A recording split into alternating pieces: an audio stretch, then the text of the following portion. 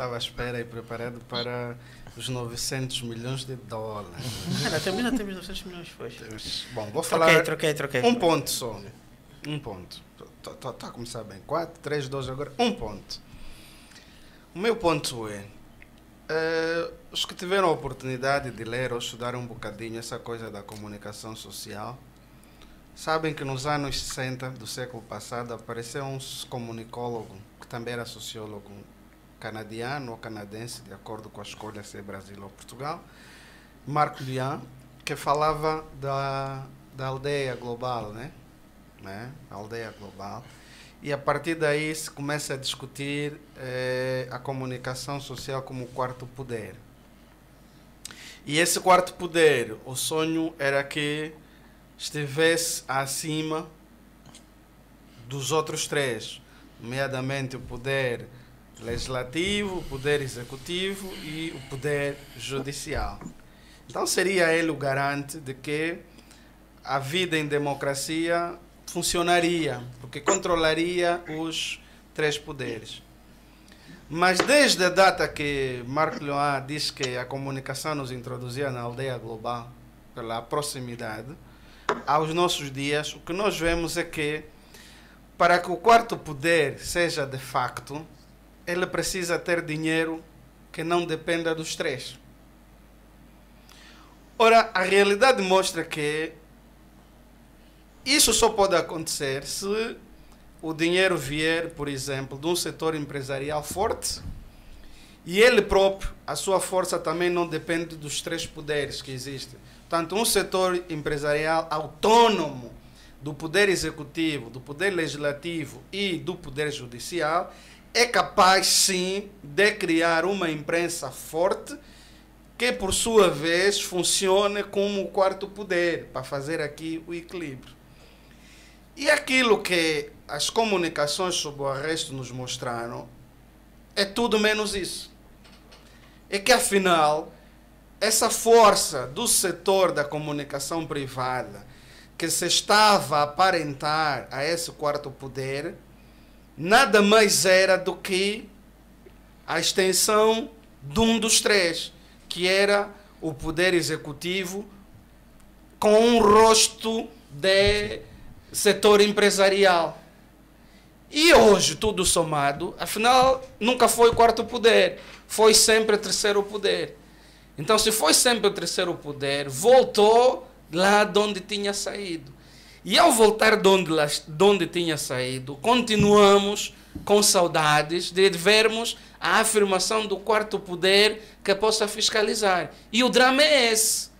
Mesmo que não fosse o quarto poder de facto, dava-nos a ilusão de termos aqui um quarto poder fiscalizador da ação dos outros três, na medida em que era o espaço de exercício da liberdade de expressão, da liberdade de informação, do pluralismo da comunicação, que é típico das sociedades democráticas. Afinal, era uma ilusão. E caiu-nos a máscara, acordamos do pesadelo, não tínhamos pluralismo, tínhamos ilusão de pluralismo. E agora temos a verdade, nua e crua. Tudo voltou ao céu.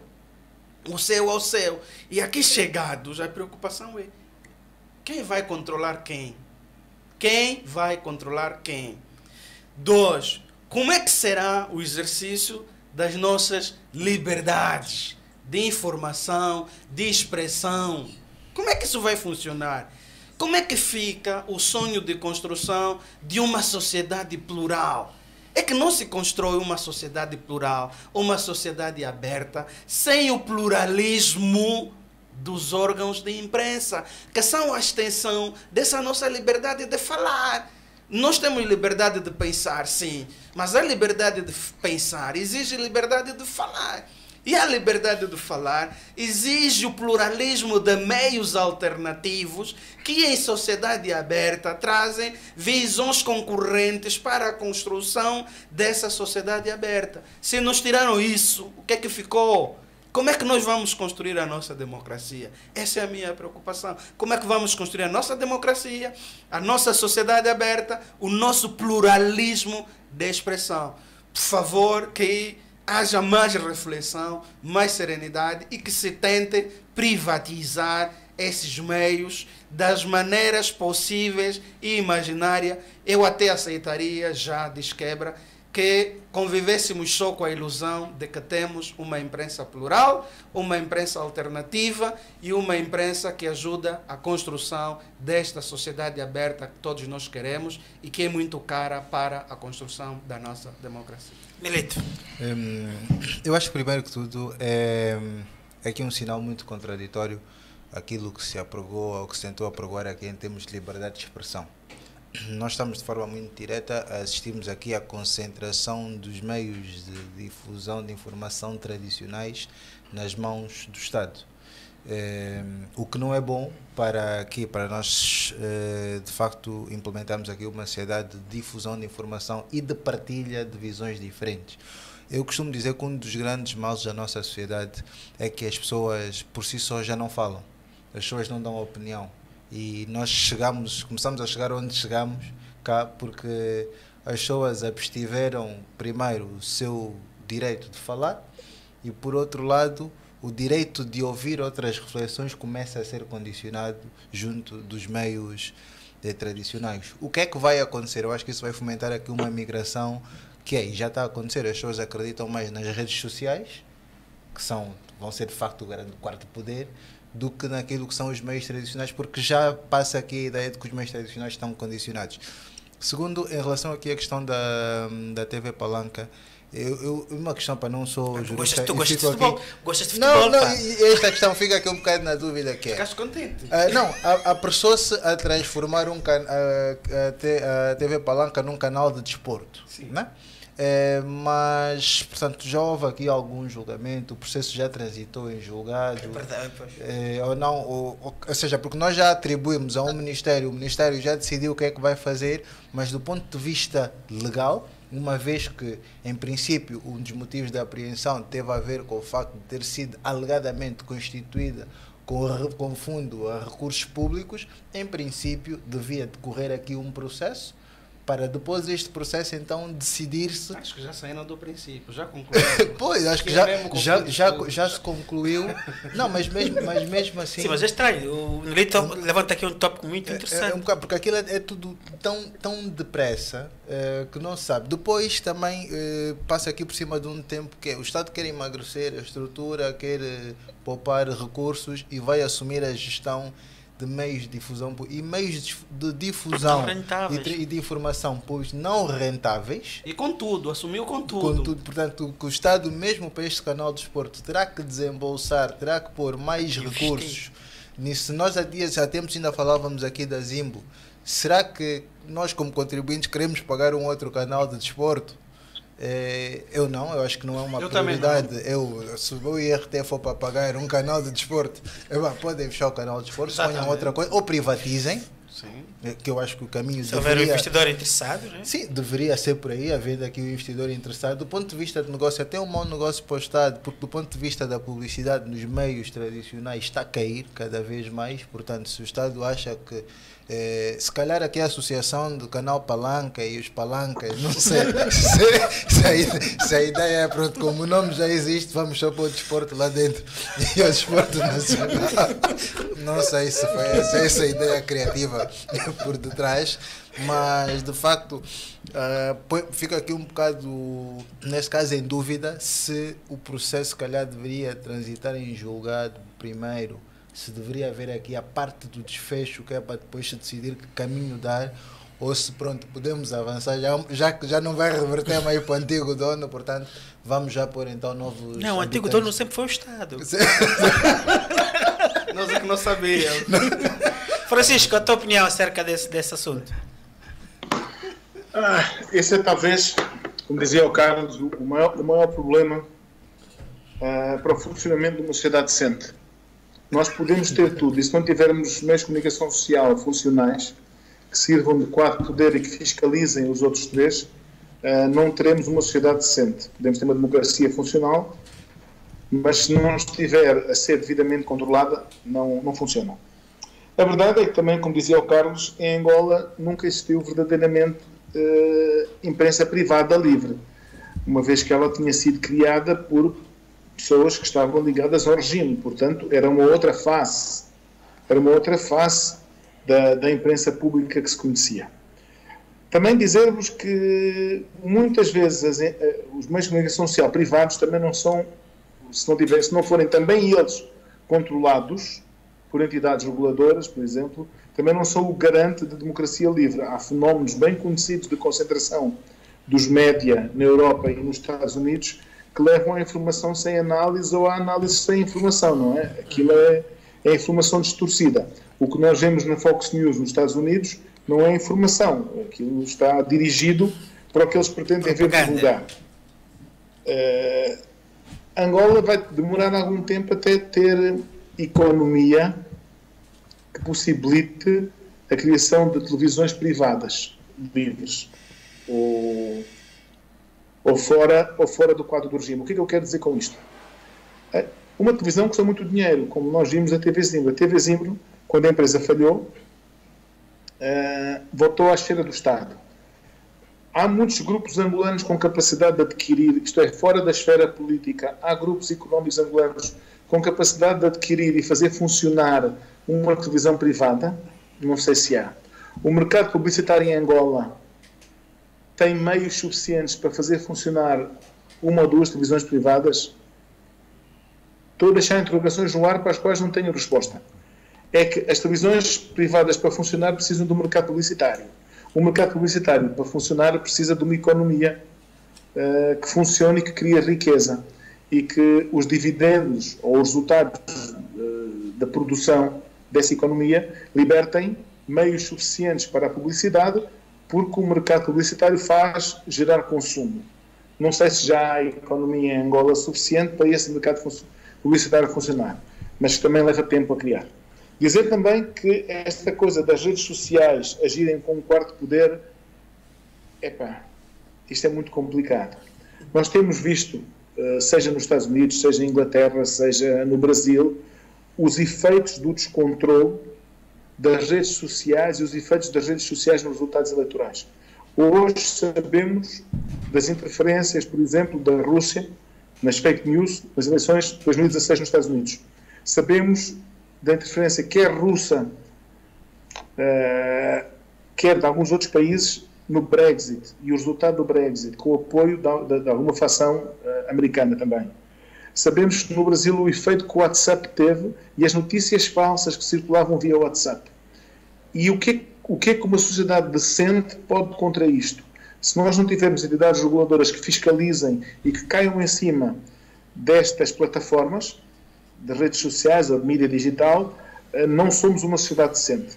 Depois também como é que nós combatemos, e Angola é um Estado particularmente fragilizado, quer pela crise, quer pelas dificuldades económicas que vive. Como é que se combate estas plataformas quando elas são gigantes económicos?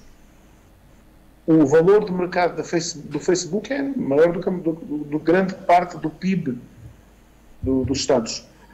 Nós, há 20, 30 anos atrás, as grandes petrolíferas eram as empresas mais valiosas do mundo. Hoje, as empresas mais valiosas do mundo são estas empresas das tecnologias e das redes sociais. Tudo isto são problemas com que as sociedades modernas e pós-modernas se confrontam, e Angola tem a dupla dificuldade de estar a tentar ser um país com liberdade de expressão e com liberdade de pensar e de dizer aquilo que o Carlos dizia há pouco. Carlos, mandava-te um abraço por isso. Aquilo que tu dizias há pouco é muito importante. De nada me vale eu ser livre para pensar se eu depois tiver de estar de boca calada. Ninguém é livre se tiver de estar calado. Eu tenho o direito de dizer o que eu penso, de opinar, de falar na sociedade, até de dizer aos outros e influenciar os outros com as minhas ideias. Agora, isto tem que ser com verdade. Se nós não tivermos meios de comunicação social, sejam os tradicionais, sejam estes novos meios das redes digitais, a funcionar com controle de modo a ter liberdade e justiça, estamos a criar democracias liberais. Nós sabemos que Angola é uma democracia no sentido do voto. Sabemos que tem havido um esforço muito grande nos últimos anos para haver mais liberdade de expressão e haver mais liberdade das pessoas falarem no espaço público, de terem o direito de dizer o que pensam e de opinar. Mas depois, por outro lado, também nos faltam muitas vezes os meios para opinarmos. E tudo isto faz-nos pensar quanto tempo mais. O Carlos dizia há pouco, aí discordo totalmente de ti, Carlos, que já te satisfazias com a ilusão, do pluralismo e da existência de televisões privadas. Mas a ilusão não é boa, é a melhor verdade. Nós temos é que ter verdade e temos é que ser capazes de construir a coisa pelo lado da decência. O David, nós quando tínhamos, aqui há 15 anos atrás, falávamos muito sobre isto, da decência, porque a democracia é o regime da decência. É uma palavra que se perde muitas vezes, mas no espaço público o que tem que haver é verdade e decência. Não há liberdade sem decência. E o quarto poder é fundamental para nos garantir essa decência, para tornar o ar respirável para todos.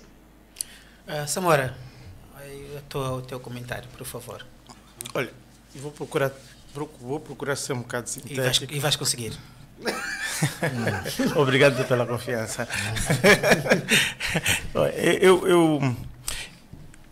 Nós estamos a olhar essa questão da comunicação social e de certa concentração.